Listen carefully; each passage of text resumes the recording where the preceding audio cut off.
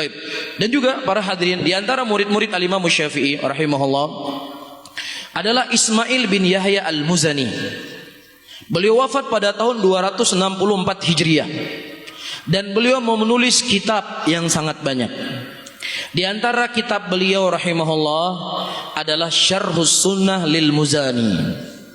Syarhus Sunnah lil Muzani, dan kitab ini alhamdulillah sedang kita baca di Rumah Sakit Umum Zainal Abidin. Ya, jadi sebelum ada istilahnya sebelum ada penerapan mazhab Syafi'iyah, kita sudah baca kitab ini sudah bertahun-tahun yang lalu, dan kitabnya mau kita tamatkan. Ya, dan beliau ini adalah murid langsung Imam Syafi'i rahimahullahu taala.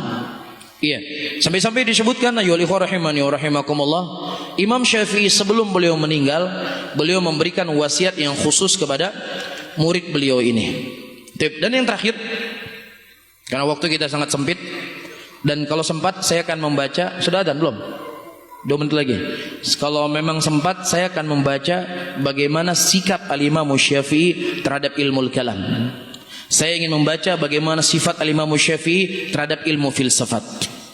Ya, dan supaya kenapa saya harus baca langsung dari kitabnya, judulnya halaman apa, kitabnya apa, supaya orang bisa merujuk kepada kitab tersebut dan tidak dianggap kita hanya sekedar membangun opini.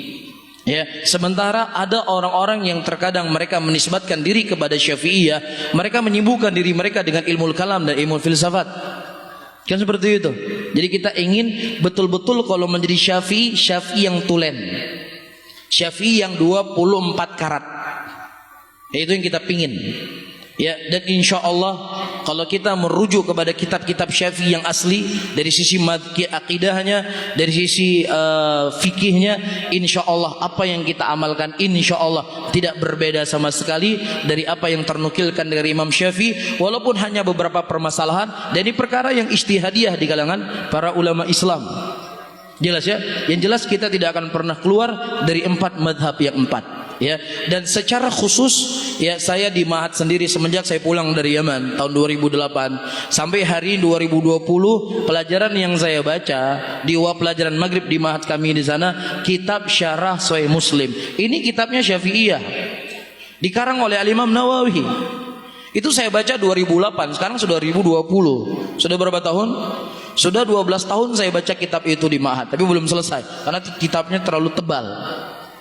Iya, dan ini juga kitab yang saya pelajari dulu guru saya.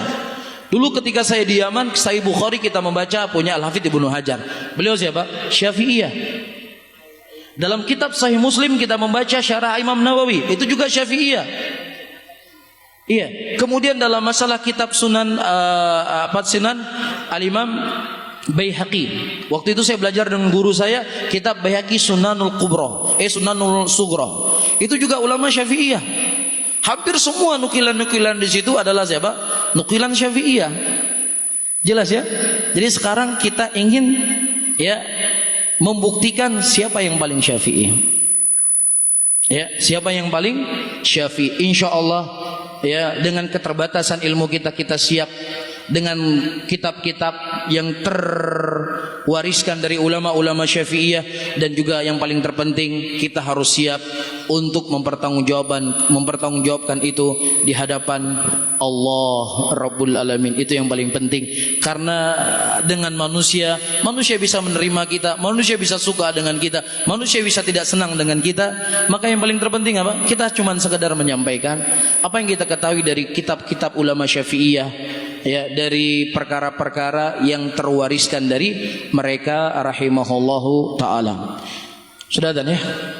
Tapi karena waktu sangat terbatas, sebenarnya saya ingin membaca hal yang penting dari Al-Imam Nawawi dan juga dari beberapa ulama Syafi'iyah yang mereka sangat mengingkari akidah-akidah yang dinisbatkan kepada mazhab Syafi'iyah, yang Imam Syafi'i berlepas diri daripada akidah itu semuanya.